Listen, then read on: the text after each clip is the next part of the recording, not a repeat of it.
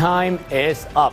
The clock has run out on all 11,000 foreign POGO overstaying their presence in the country.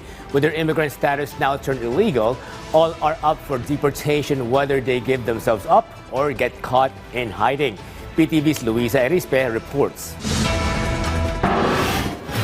Since 2024 has ended, the deadline for foreign POGO workers is also up. However, the Bureau of Immigration said there are about 11,000 foreign nationals who refuse to leave the country and have gone hiding or undercover. Whether nag-downgrade ka or hindi, sama-sama na kayong illegal aliens ngayon. Yun pa lang natin sila matatag as illegal aliens if they miss the December 31 deadline. Though the BI wishes these foreign nationals to voluntarily surrender and be deported, most of them refuse to abide by the law. So, a mass hunt operation is afoot for each of these overstaying foreign workers. They have already coordinated with the National Bureau of Investigation and local government units to ensure each of them will be deported.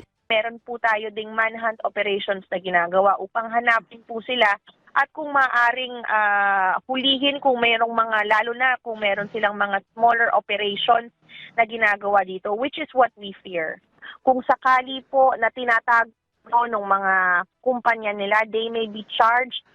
Pwede po natin silang kasuhan for harboring illegal aliens. Katulong po natin ng ating intelligence division dun sa mga regional arms ng ating intelligence ay yung mga local law enforcement unit. The Department of Interior and Local Government, on the other hand, released an order empowering local officials to ensure no foreign national is hiding among their constituents and no illegal gambling operations exist in their jurisdictions. Iiwan na kami sa lahat ng mga local governments that they are responsible for checking all the buildings, all the occupancy permits, all the electrical permits, all the fire safety permits, para makita kung para may full capacity sila na makapasok sa lahat ng mga buildings sa kanilang mga localities.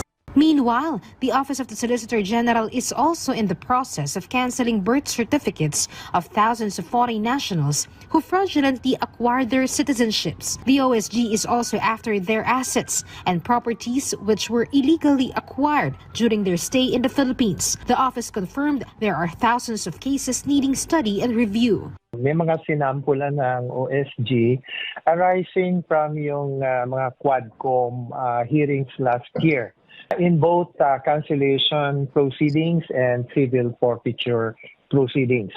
The OSG hopes for the help of Congress through legislation which will authorize the office to cancel birth certificates themselves. The OSG said this may be cheaper and will expedite due process on the thousands of cases ready for filing. From People's Television Network, Luisa Erispe, para sa Balitang Pambansa.